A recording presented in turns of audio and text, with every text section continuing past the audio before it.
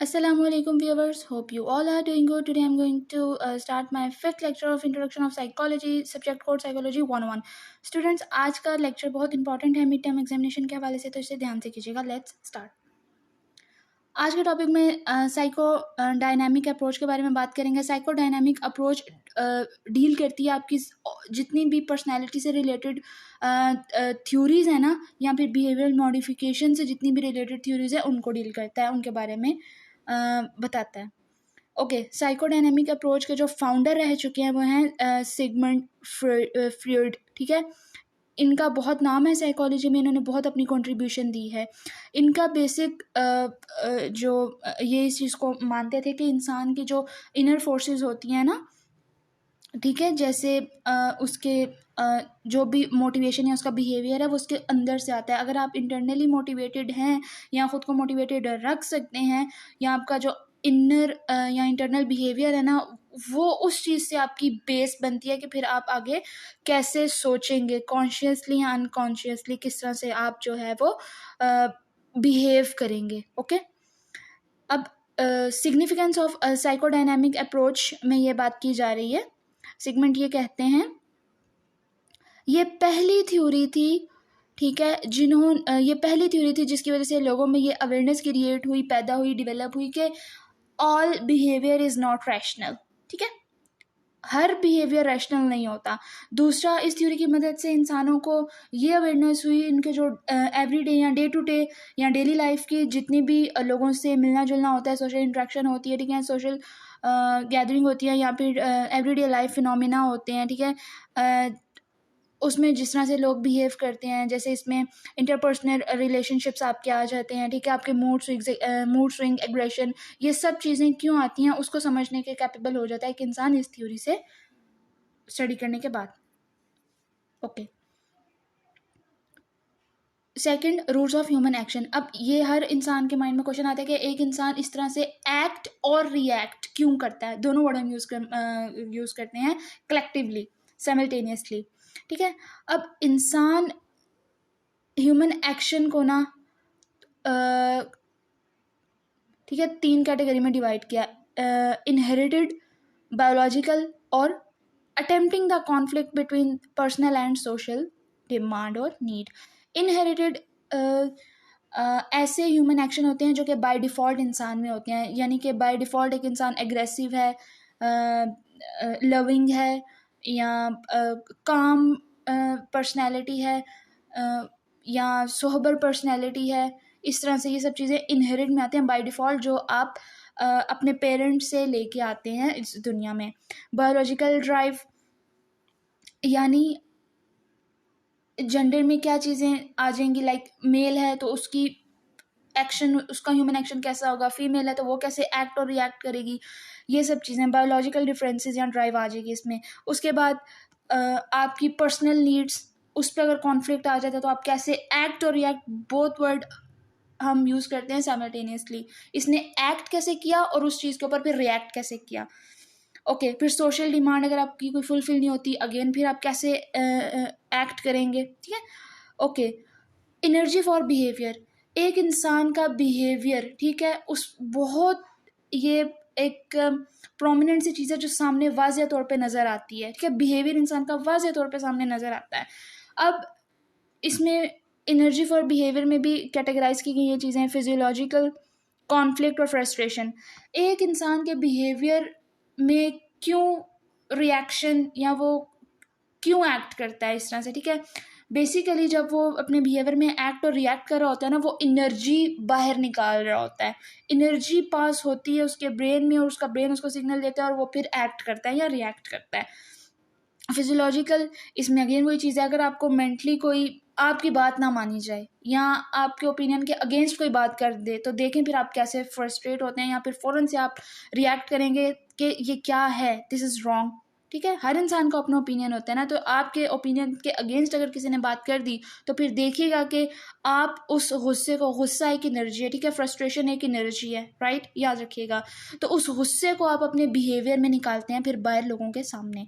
Conflict, again कोई ऐसा topic जिस पे आपका सामने वाले से कॉन्फ्लिक्ट हो जाए, आप कुछ कह रहे हैं, सामने वाला कुछ कह रहा है और दोनों में हो गया कॉन्फ्लिक्ट, उसके ऊपर फिर आप अपना एग्रेशन, फ्रस्ट्रेशन या जो भी आपका ओपिनियन है उसको शो करेंगे एनर्जी के थ्रू अपने बिहेवियर के साथ, ठीक है।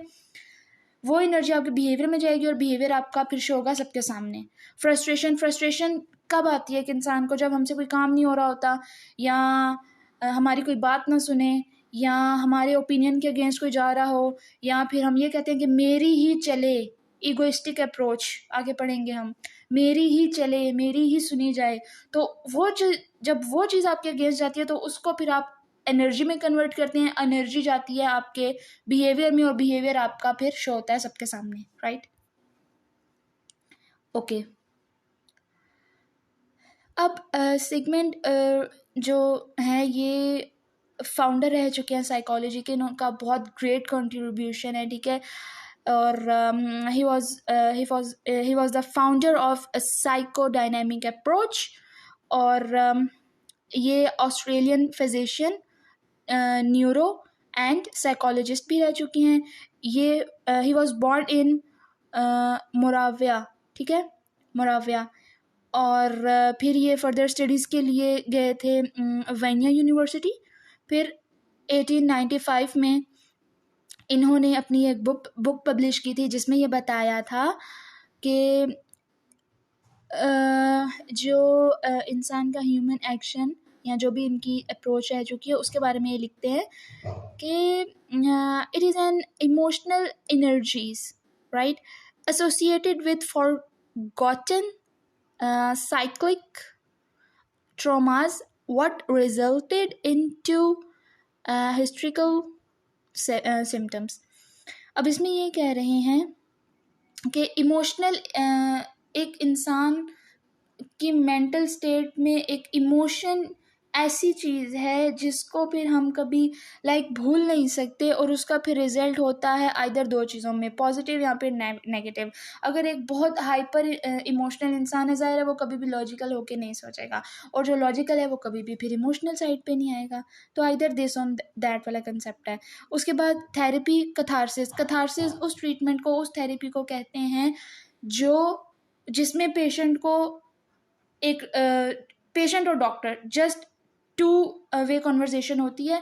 उसमें डॉक्टर बड़े प्यार से उसको इमोशनली चार्ज करके उससे उसकी अंदर की बातें निकलवाता है कि ऐसी क्या बातें हैं जो इसको अंदर ही अंदर, हम बोलते हैं ना उर्दू में, खाए जा रही हैं, मुझे ये चीज़ तकलीफ़ दे रही है, मुझे अंदर अंदर ये चीज़ खाई जा रही है, मुझे घुटन होती है।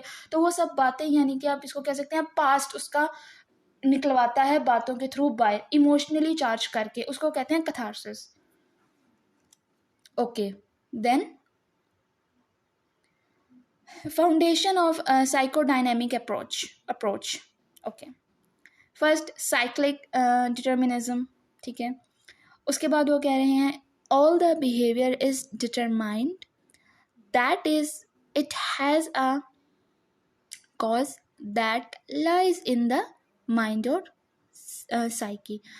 अब यहाँ पे ये बात कह रहे हैं कि इस साइकोडायनेमिक अप्रोच की फाउंडेशन, मकसद, बुनियाद क्या था, ठीक है। एक तो साइक्लिक डिटर्मिनिज्म, यानी कि इंसान सोचता कैसे, उसकी नफ्सियात कैसे, उसका माइंड सेट, ठीक है, thinking pattern, thoughts pattern, what ever you named it. उसके अलावा इंसान का जो बिहेवियर होता है वो बनता ही उसकी सोच से है, वो कैसा अपना सोचने का तरीका रखता है, ठीक है, माइंडसेट जिसे बोलते हैं। अब रोल ऑफ कॉन्शियसनेस, इसमें ये चीज़ आ रही है कि एक इंसान कॉन्शियसली कैसे बिहेव करता है। कॉन्शियसली और अनकॉन्शियसली फोर्सेस में डिफरेंस क्या है। कॉन्शियसली बेसिकली अपने होशोवास में रह के आप काम करते हैं, अनकॉन्शियसली डेफिनेटली इसका ऑपोजिट है कि आप अपने होशोवास में ना हो बट आप चीज़ों को फील कर सकें। अब रोल ऑफ कॉन्शियसनेस में इन्होंने 3 पॉइंट्स दिए हैं। फर्स्ट मैं आपको डिस्क्राइब कर चुकी हूँ, डिफाइन कर चुकी हूँ। सेकंड में continuity of normal behaviour and abnormal behaviour. अब यहाँ पे एक्सप्लेन करती चलूँ, कभी भी आप ये मत सोचिएगा कि एक नॉर्मल बिहेवियर के साथ जो पर्सनैलिटी है वो एबनॉर्मैलिटी की तरफ नहीं जा सकती है। इंसान की ज़िंदगी में सीरीज़ ऑफ इवेंट्स आते हैं जहाँ पे वो उन ट्रॉमास को नहीं एक्सेप्ट करता, फिर वो जाता है थोड़ा थोड़ा slowly and gradually they will move to abnormal behaviour, ठीक है। Emphasis on clinical observation. अच्छा, कभी भी पेशेंट को देख के उसका ट्रीटमेंट नहीं करते, उसके ऊपर पूरी एक एम्फोसिस होती है, रिपोर्ट होती है, क्लिनिकल ट्रायल्स होते हैं, ऑब्जर्वेशंस होती हैं, उसके बाद कहीं जाके फिर उस पेशेंट को ट्रीट किया जाता है, देखा जाता है। ओके, ये जस्ट मैं आपको बेसिक सी जो है आपका इस चैप्टर में कंसेप्ट क्लियर करवा रही हूँ, तो इसे आप देख लीजिएगा। Mind, what is mind? इंसान का दिमाग, ये बहुत इंपॉर्टेंट है। एमसीक्यूज आते हैं इसमें से, और शॉर्ट या समटाइम्स वो लॉन्ग भी टीचर बना के दे देता है क्वेश्चन। दिमाग के 3 हिस्से हैं, कॉन्शियस, सब कॉन्शियस, प्री कॉन्शियस या फिर अनकॉन्शियस। कॉन्शियस वो होता है कि आप अपने होशो हवास में रहते हुए चीज़ों को फील करें, एक्सपीरियंस करें, उसे बोलते हैं कॉन्शियस माइंड। ठीक है, आप एक चीज़ को देख रहे हैं सामने से, अपने सेंसेस में रहते हुए किसी चीज़ को एक्सपीरियंस करना, दैट्स कॉल्ड कॉन्शियस माइंड। सब कॉन्शियस माइंड इसका ऑपोजिट है। सब कॉन्शियस माइंड का कोई लिंक नहीं है कॉन्शियसनेस से। सब कॉन्शियस माइंड आप अपने होशो हवास में नहीं होते, लेकिन आप अपनी चीज़ों को फील कर सकते हैं ड्रीम्स के थ्रू। ठीक है, ये चीज़ है। सब कॉन्शियस आपके जो है वो दिमाग के पीछे एक पार्ट होता है, उसमें सारी चीज़ें आपकी रिकॉर्ड होती हैं, इंफॉर्मेशन। इसीलिए कहते हैं बात अच्छी सुने, अच्छा देखें, अच्छा बोलें, क्योंकि कहीं ना कहीं वो सारी आपकी जो इंफॉर्मेशन हो रही है गैदर, वो जाती है आपके सबकॉन्शियस माइंड में, इस पार्ट में जाती है, दिमाग के सबकॉन्शियस वाले हिस्से में जाके परमानेंटली बेसिस पे सेफ हो जाती है मेमोरी। तो कोशिश कीजिए अच्छा देखें, अच्छा सुने, अच्छा बोलें, अच्छा लोगों में उठे बैठें। ये मेमोरी डिलीट नहीं होती। कॉन्शियस चीज़ें समटाइम्स होता है डिलीट कर सकते हैं सब चीज़ें। सब कॉन्शियस माइंड में एक दफ़ा चीज़ बैठ गई, बेशक वो आपका अच्छा एक्सपीरियंस हो, बुरा एक्सपीरियंस हो, वो कभी नहीं जाता, वो फिर एपिसोड्स में बाहर निकलेगा आपके सामने। ठीक है, pre conscious and unconscious. Pre conscious भी सब कॉन्शियस माइंड का एक हिस्सा है, पार्ट होता है, जिसमें हम अपनी, ये वही बात है, जो आप देखेंगे आपने फिर उसी के ऊपर अमल करना है, ये कंसेप्ट आता है इसमें। अनकॉन्शियस अपने होशो हवास में ना होना, बट आपके साथ कुछ हो रहा है ये आपको पता चलता है। कैसे? इसकी एग्जांपल ऐसे देती हूँ, जब आप सो रहे होते हैं, हम सो भी रहे हैं ना, अगर शैलो स्लीप में हैं आप, तो आपका माइंड आपको फ़ौरन से सिग्नल देगा अगर आपके पास से कोई गुजर के जाता है। इवन सिक्का गिरता है, कॉइन गिरता है फ्लोर पे, वो भी आपको पता चलता है। आप सुबह उठ के पूछते हैं कि रात को क्या हुआ था। ये चीज़ होती है कि अपने होशो हवास में ना होना, सेंसेस में ना होना, लेकिन अपने इर्द गिर्द के माहौल को फील कर लेना। That's all about unconsciousness. ठीक है, ओके। इसके अलावा ड्रीम्स, ख्वाब। अच्छा, यहाँ पे मैं आपको बताती चलूँ कि हर डिसिप्लिन में अपनी डेफिनेशन है ड्रीम की। स्पिरिचुअलिटी, सूफीज़म में जाएं तो अपनी डेफिनेशन है, साइकोलॉजी में जाएं अपनी डेफिनेशन है, एंथ्रोपोलॉजी में चले जाएं अपनी डेफिनेशन है। तो when it comes to psychology, dreams को ऐसे डिफाइन करते हैं कि आपकी जो ज़रूरत, ख्वाहिश, चाहत होती है, उसको जब आप एक्सट्रीम लेवल पे सोचना शुरू करते हैं, वो सारी इमेज, वो सारी थॉट्स आती हैं आपके नींद में, इसे बोलते हैं ख्वाब। ठीक है, साइकोलॉजी ये कहती है आप जो चीज़ सोच रहे हैं ना एक्सट्रीम लेवल पे जाके, मुझे ये चाहिए, या मैं ये बनना चाहती हूँ, मैं ये बनना चाहता हूँ, मेरा ये गोल है, मेरा ये एम है, जो भी चीज़ आप इमेजिन करते हैं, फिर वो आती है आपके ख्वाब में। ठीक है, ये होता है ख्वाब। ड्रीम कंटेंट, मैनिफेस्ट और लैटेंट कंटेंट। मैनिफेस्ट वो होता है बनी बनाई चीज़ें, मन घड़त कहानियाँ। ठीक है, ओके। इसके बाद साइकोडायनेमिक मॉडल ऑफ पर्सनालिटी, ये बहुत इंपॉर्टेंट है। Super ego, ego, ID. सबसे पहले ID, then ego, then super ego. Okay, ID basically ये होता है जिसमें एक इंसान जो है वो प्लेजर प्रिंसिपल की तरफ जाता है, यानी कि आईडी आपको देता है कंसेप्ट, आईडी आपको देता है प्लेजर प्रिंसिपल का concept. Pleasure principle means what, ऐसे समझा देती हूँ। एक छोटा बच्चा होता है, उसमें ख्वाहिश होती है मैंने खिलौनों से खेलना है, मुझे कार ले दें, अगर फीमेल है तो मुझे डॉल्स ले दें, मुझे डॉल हाउस ले दें, बार्बी डॉल ले दें। उसको, उसकी अगर वो ज़रूरत को आप पूरा कर रहे हैं ना, तो that's what called pleasure principal. ठीक है, ज़रूरत पूरी होने पर खुशी महसूस करना। ठीक है, इसको बोलते हैं ID. Ego, ego basically real world से कनेक्टेड है। एक बच्चा जब एडोलसेंस, ठीक है, college, school, college, university, then practical life में जॉब, ये सब चीज़ें, वो अपने रियल वर्ल्ड या रियल एनवायरनमेंट से सीख क्या रहा है, देख क्या रहा है। जो जो चीज़ें वो देखेगा फिर वो चीज़ें उसकी पर्सनैलिटी पे इफेक्ट होती ही होती हैं। अच्छा, ईगो को हम दो सेंस में लेते हैं, नेगेटिव और पॉजिटिव।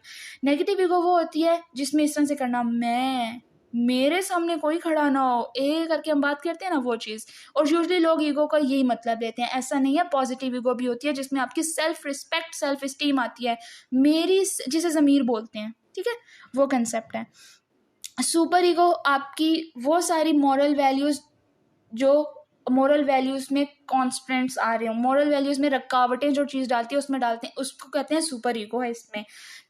इस तरह से समझाती चलूँ, अब हर इंसान को पता है कि रोड पे गंदगी नहीं करनी, रोड पे कूड़ा नहीं फेंकना, लेकिन हम करते हैं ना।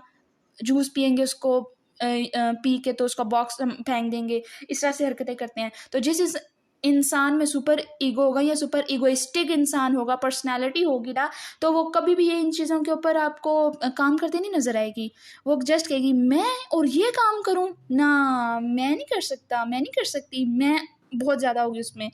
और जो सुपर ईगोइस्टिक नहीं होंगे वो उनको आप बोलें कि फ्लोर पे लाइक सिटिंग लंच करें हमारे साथ, तो वो करेंगे बैठ के, नो इशू उनके लिए। ओके, ओरल स्टेज, ये आपकी बर्थ स्टेज होती है, जब एक बच्चा पैदा होता है, दुनिया में आता है, वहाँ से लेकर 2 साल तक। इसमें लर्निंग उसका बिल्ड होता है कि बातों को सुनना, समझना, ठीक है, ये सब चीज़ें, लाइक उसकी फाउंडेशन क्रिएट होती है जेंडर से रिलेटेड, और बॉडी इमेज क्रिएट होता है उसका। वो अपने हाथ पाँव, अपने जिस्म को देखता है कि मैं क्या हूँ, ये क्या है।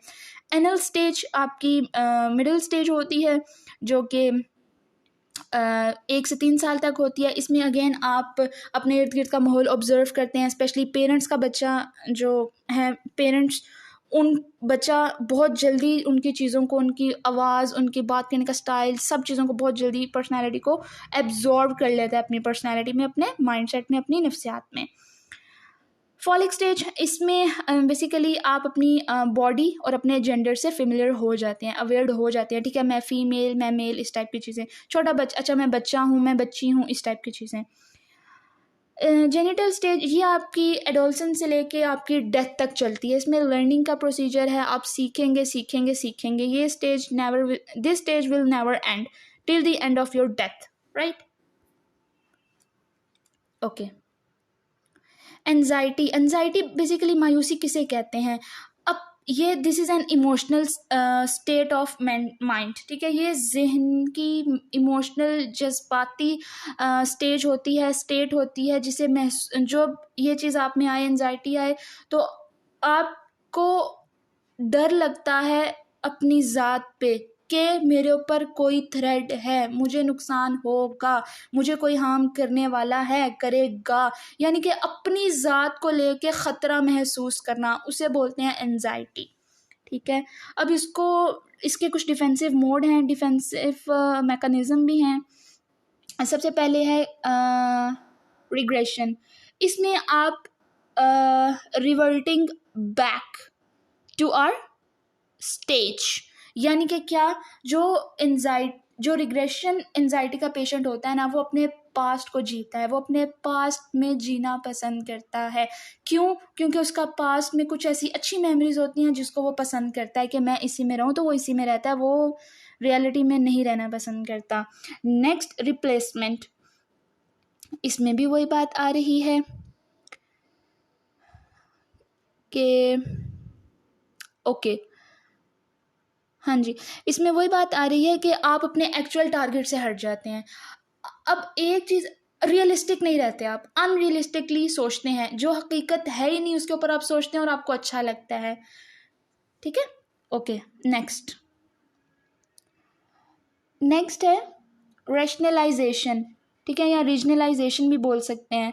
इसमें भी हम एक्सक्यूज बनाते हैं टू जस्टिफाई आवर स्टेटमेंट। हम हर हद क्रॉस करेंगे just because to satisfy our mental health, mental condition, अपनी जहनियत की सेहत के लिए, अपने जहन को सुकून देने के लिए, सेटिस्फाई करने के लिए हम अपनी स्टेटमेंट्स को जस्टिफाई करना शुरू हो जाते हैं। इसकी बेस्ट एग्जांपल ये है, मुझे दूसरी शादी करनी है, मैं इससे खुश नहीं हूँ, मैं इससे खुश नहीं हूँ, ऐसे हम बोलना शुरू कर देते हैं। ब्लेम गेम स्टार्ट करते हैं, जबकि हो कुछ भी ना सामने वाले में, ब्लेम गेम स्टार्ट करते हैं। इसमें याद रखिएगा।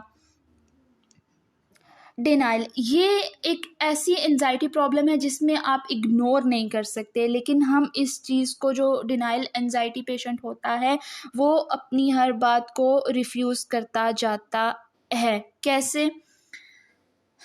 आपके बॉस ने आपको कुछ कह दिया, अब उनके सामने तो आप कुछ नहीं कहेंगे, लेकिन घर आके वही फ्रस्ट्रेशन निकलेगी आपके बच्चों पे, आपकी वाइफ पे।